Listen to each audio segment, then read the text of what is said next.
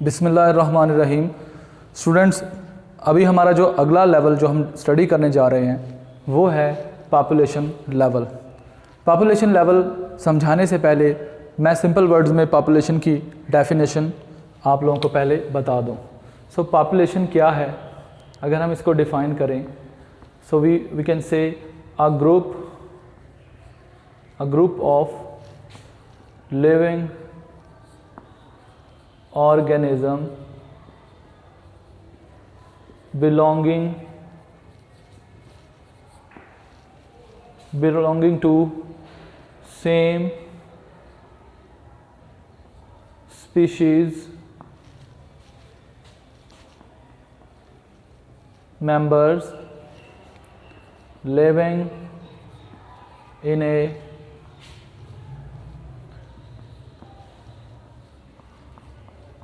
specific place at a specific time.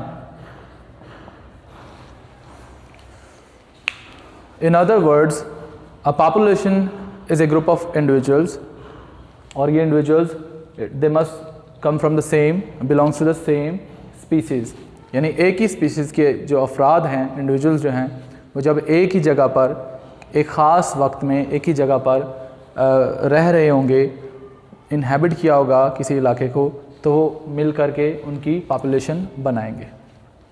तो यहाँ मैं मिसालें आप लोगों को चंद देता हूँ। सो एग्ज़ाम्पल में हमारे पास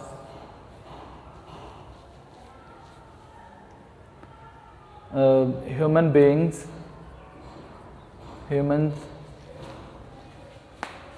beings living in a city, कि एक शहर में बसने वाले जो इंसान हैं उनकी आबादी जो है वो उनकी ह्यूमन पॉपुलेशन बनाएगी। Similarly number of students in class and number of mouse in rice field। तो ये 3 एग्जांपल्स हैं पॉपुलेशंस की। तो पॉपुलेशंस को, ये तो वही एग्जांपल्स हैं ना जो बुक में दर्ज हैं। तो अगर हम समझे ना कि पॉपुलेशन क्या है, कि जिस तरीके से ये सेम वैसे ही है जैसे हमने इससे पहले पढ़ा है ना कि टिश्यू जो है, एक टिश्यू जो है वो मिलके बनता है सेल्स से, यानी सेल्स जो हैं वो मिलके टिश्यू बनाते हैं। यानी एक सेल है, ये 2 सेल है, ये 3 सेल है। तो एक जैसे सेल फर्ज करें ये एक सेल है, तो इस जैसे ज़्यादा सारे सेल जब मिलेंगे, इकट्ठे होंगे, तो वो एक टिश्यू बना देंगे। अब सेल एक अपनी भी तो ज़िंदगी बसर कर रहा है ना, उसकी अपनी इंडिविजुअलिटी है। तो इस जो है इनफरादियत के बावजूद सेल जब मिलजुल कर एक काम परफॉर्म करते हैं तो उसको हम टिश्यू लेवल या टिश्यू बोलते हैं। बिल्कुल इसी तरीके से जब एक इंडिविजुअल, एक ह्यूमन बीइंग, यहाँ मैंने ह्यूमन की मिसाल ली, जब एक इंसान अपनी ज़िंदगी गुजारेगा तो वो एक सिंगल इंडिविजुअल कहलाएगा।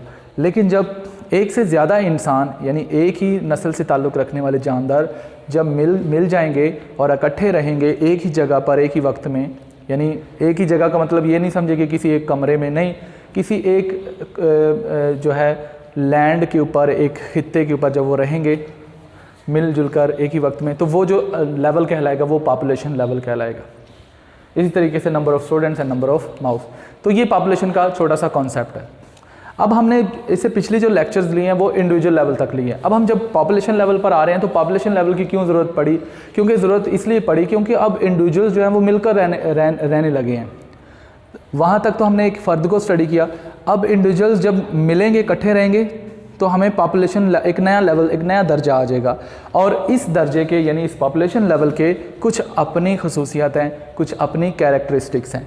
बुक में इसके लिए वर्ड यूज़ हुआ है पॉपुलेशन एट्रीब्यूट्स, यानी जब लोग मिलेंगे, इकट्ठे होंगे, एक नया लेवल बनाएंगे पॉपुलेशन लेवल, तो उस वक्त वो जो डिस्कशंस होंगी वो फिर उस लेवल पर होंगी और फिर कुछ नए पैरामीटर्स, कुछ नई कैरेक्टरिस्टिक्स हमारे सामने आएंगी। तो वो कौन कौन से पॉपुलेशन एट्रीब्यूट्स हैं यहाँ मैं बता देता हूँ। एट्रीब्यूट्स उनमें से सर फेरिस जीन फ्रीक्वेंसी है, नंबर 2 पे है जीन फ्लो, नंबर 3 पे है एज डिस्ट्रीब्यूशन, नंबर 4 पे है पॉपुलेशन प्रेशर एंड नंबर 5 पे है पॉपुलेशन डेंसिटी। जी, तो ये सारे एट्रीब्यूट्स हैं। मतलब ये इससे पीछे जब इंडिविजुअल लेवल तक हमने पढ़ा, उससे पीछे या इंडिविजुअल लेवल तक ये हमें ज़रूरत नहीं पेश आई, लेकिन अब ज़रूरत पेश आई क्योंकि अब इंडिविजुअल्स मिले हैं और उन्होंने एक नया लेवल, एक नया दर्जा बना दिया जो कि है पॉपुलेशन लेवल। तो जीन फ्रीक्वेंसी, मैं इन सिंपल वर्ड्स आपको इसकी वजाहत कर देता हूँ। जीन फ्रीक्वेंसी क्या है कि पॉपुलेशन में कौन सा जीन है जो पॉपुलेशन के ज़्यादातर इंडिविजुअल्स में जो एक्सप्रेस हो रहा है, ठीक है, यानी किस जीन के ज़्यादा एक्सप्रेस होने की फ्रीक्वेंसी है, दैट मीन्स जीन फ्रीक्वेंसी। मिसाल मैं बताता हूँ कि अगर हमारे पास एक पॉपुलेशन है, फ्लावर प्लांट्स की पॉपुलेशन है और उसमें 80% हमारे पास प्लांट्स जो हैं, यानी प्लांट्स की पॉपुलेशन में 80% जो प्लांट्स हैं उन पर फ्लावर जो है जो लगते हैं उनके कलर हैं पर्पल कलर्ड फ्लावर्स हैं, और 20% जो फ्लावर्स यानी जो प्लांट्स हैं उन पर जो फ्लावर्स लगते हैं वो हैं white in colour, white flowers. तो हम कहेंगे कि जो फ्लावर कलर का जो जीन है ना, पर्पल कलर का जीन, वो आबादी में ज़्यादा जो है वो एक्सप्रेस हो रहा है, यानी उसकी जीन फ्रीक्वेंसी यानी उसकी अपीयर होने की फ्रीक्वेंसी ज़्यादा है, ठीक है।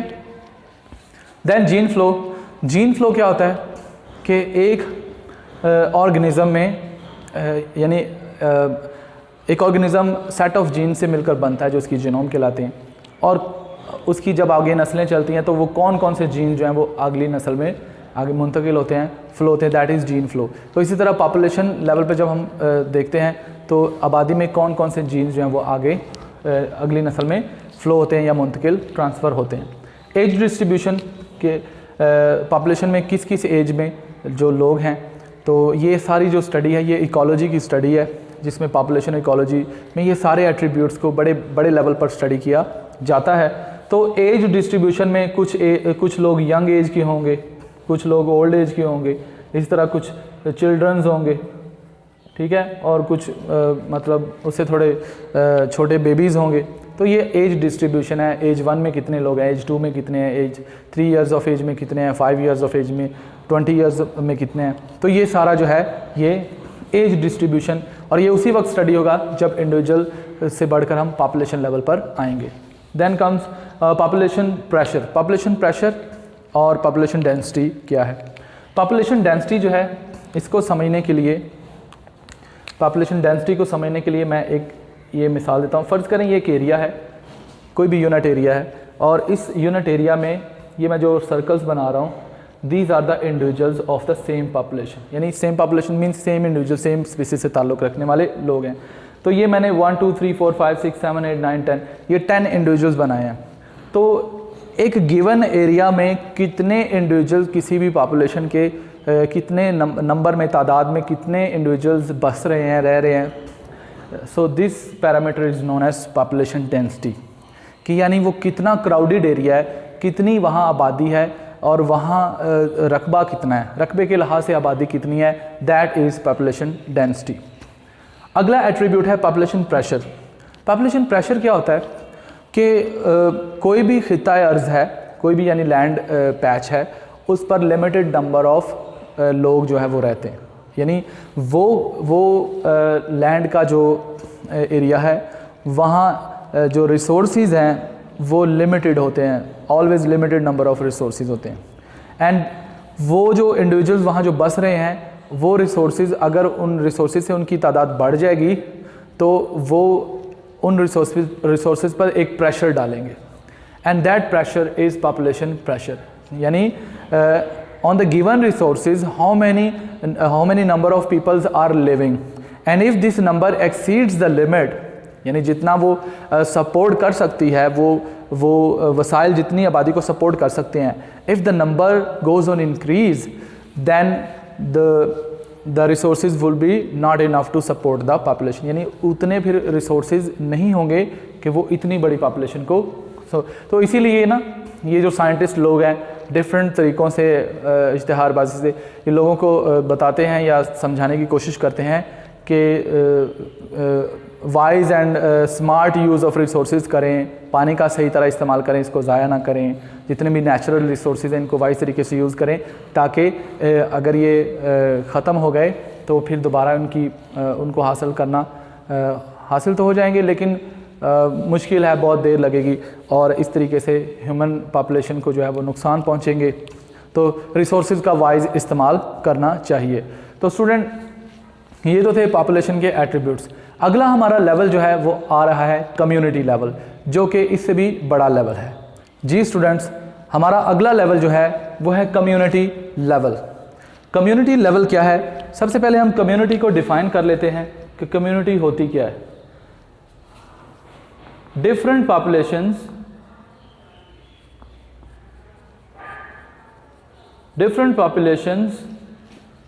living together at same place at the same time, यानी एक ही वक्त में एक ही जगह पर जब डिफरेंट पॉपुलेशंस मिलकर रहेंगी तो हम उसको क्या बोलेंगे कि वो कम्युनिटी लेवल है। तो एक कम्युनिटी जो है उसमें डिफरेंट पॉपुलेशंस हो सकती हैं। मिसाल के तौर पर एक सिटी में जहाँ हम समझते हैं कि ह्यूमन बींग्स रहते हैं, वहाँ there are different certain other population they are living together. For example plants की पॉपुलेशंस भी हो सकती हैं उनमें, ठीक है। प्लांट्स में उसमें वेजिटेबल प्लांट्स भी हैं और फ्रूट्स प्लांट्स भी हैं जो फ्रूट्स प्रोवाइड करते हैं, ठीक है। फिर कुछ ग्रासेस की वैरायटी हैं जो ग्रेजर्स जो हैं वो चरने के लिए यूज़ करते हैं। इस तरह कुछ सीरियल्स की वैरायटीज़ हैं, सीरियल्स। तो ये सारे जो प्लांट्स हैं ये अपनी अपनी पॉपुलेशन जो है वो बनाते हैं। सिमिलरली अगर हम एनिमल्स की बात करें तो एनिमल्स में सबसे पहले हम ह्यूमंस आते हैं, ह्यूमंस की पॉपुलेशन। इसी तरह कुछ बर्ड्स आ जाते हैं, ठीक है। फिर कैटल्स आ जाते हैं, ढोर डंगर मवेशी वगैरह।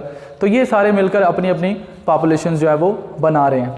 इसी तरह हम एनिमल्स में और इंसेक्ट्स की बात करते हैं, इंसेक्ट्स आ जाते हैं। इंसेक्ट्स में जो है एंट्स हैं, ठीक है। इस तरह ग्रास ऊपर है, ठीक है। ये सारे इंसेक्ट्स ये अपनी अपनी पॉपुलेशंस बनाते हैं।